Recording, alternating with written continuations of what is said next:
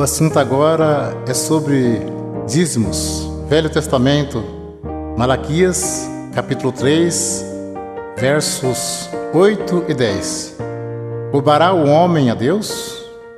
Todavia vós me roubais e dizeis: em que te roubamos? Os dízimos e nas ofertas alçadas. Trazei todos os dízimos à casa do tesouro, para que haja mantimento na minha casa. E depois fazer prova de mim, diz o Senhor dos Exércitos, se eu não vos abrir as janelas do céu e não derramar sobre vós uma benção tal, que dela vos advenha a maior abastança. Alguém levava um animal perfeito e o sacerdote negociava o animal perfeito e sacrificava um animal imperfeito no lugar. Nisso que eles estavam roubando a Deus. Digo sempre, Deus não usa dinheiro. Coleta é para o próprio bem do povo de Deus. Se Deus não abrisse as janelas do céu e não mandasse chuva, a terra não produzia alimento. As tribos de Israel receberam herança, menos a tribo sacerdotal, que era a tribo dos levitas. Eles não receberam herança, então eles recebiam parte do dízimos para se manter. Por isso que dizia, trazer os dízimos para que haja mantimento na casa do tesouro. Não se tratava de dinheiro, mas de mantimento. Não há mais casa do tesouro. Jesus disse, minha casa é chamada por todas as nações casa de oração. Evangelho segundo Mateus, capítulo 10, versos 5 ao 10. Jesus enviou esses 12, ele ordenou dizendo, não ireis pelo caminho das gentes, nem entreis em cidade de samaritanos, mas ide diante as ovelhas perdidas da casa de Israel. E indo pregai, dizendo, é chegado o reino dos céus. Curai os enfermos, limpai os leprosos, ressuscitai os mortos, expulsai os demônios, de graça recebestes, de graça dai. Não possuai ouro, nem prata, nem cobre em vossos cintos, porque digno é o operário do seu salário. Nem alforje para o caminho, nem duas túnicas, nem alparcas, nem bordão, porque digno é o operário do seu alimento. Podemos cumprir com alegria a missão de anunciar o Evangelho da graça. Jesus já pagou a nossa salvação com o precioso sangue que Ele derramou no duro madeiro da cruz.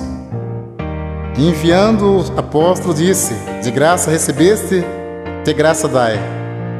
Não precisa explorar ninguém. A parte material, Deus tudo provê na nossa vida. Jesus Cristo, sendo Filho de Deus, não poderia vir desfazendo a lei de Deus. Tanto é que Ele foi circuncidado ao 8º dia, segundo o uso da lei. Foi levado ao templo para ser consagrado, segundo o uso da lei. E cumpriu celebrando a última Páscoa. Então Ele cumpriu a lei e trouxe a graça. A lei e os profetas duraram até João. A graça e a verdade vieram por Jesus Cristo. Hebreus capítulo 7, verso 9, 18 e 19.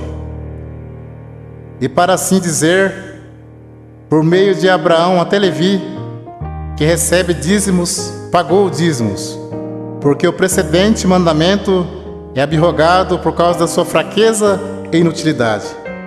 Pois a lei nenhuma coisa aperfeiçoou, e desta sorte é introduzida uma melhor esperança, pelo qual chegamos a Deus.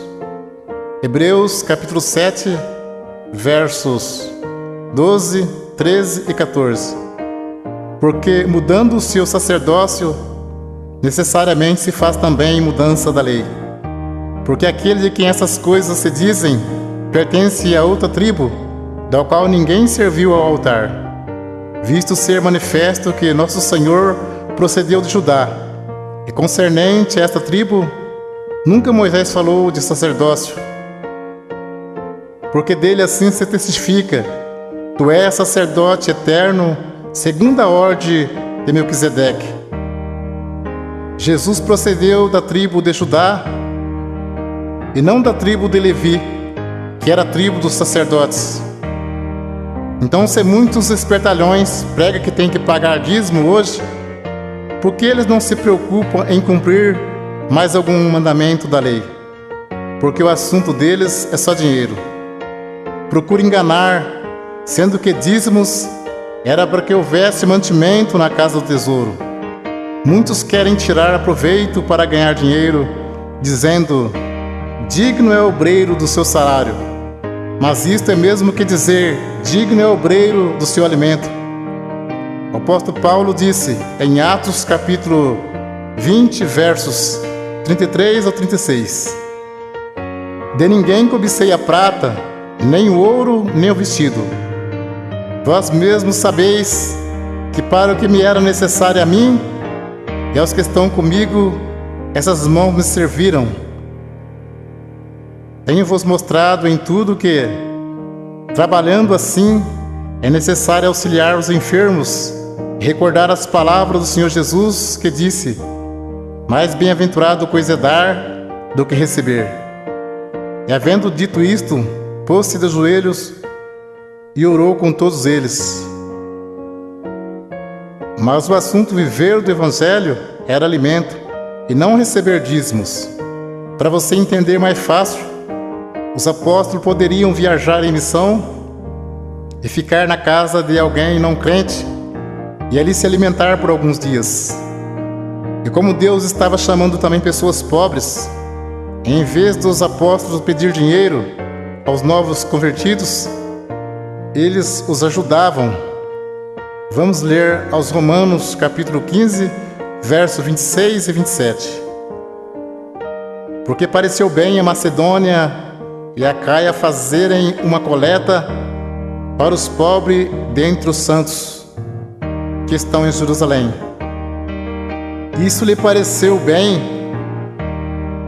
como devedores que são para com eles, porque se os gentios foram participantes dos bens espirituais, devem também ministrar os temporais. Confira esse assunto com atenção. Paulo disse em 1 Coríntios, capítulo 9, verso 12 ao 14 e 15 ao 18.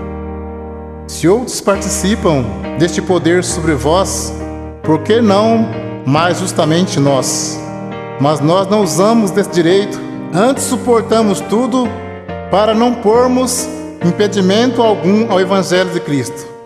Não sabeis vós que os que administram o que é sagrado comem do que é do templo, e que os que de contínuo estão junto ao altar participam do altar?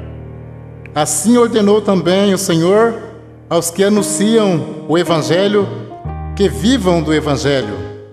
Mas eu de nenhuma destas coisas usei, e não escrevi isso para que assim se faça comigo, porque melhor me fora morrer do que alguém fazer vã esta minha glória. Porque se anuncio o Evangelho, não tenho do que me gloriar, pois me é imposta esta obrigação. E ai de mim se não anunciar o Evangelho. E por isso, se eu faço de boa mente, terei prêmio. Mas se de má vontade, apenas uma dispensação me é confiada. Logo, que prêmio tenho que, evangelizando, proponha de graça o Evangelho de Jesus Cristo, para não abusar do meu poder no Evangelho. E Paulo disse: outras igrejas despojei, deixando de receber salário, para vos anunciar de graça o Evangelho de Jesus Cristo.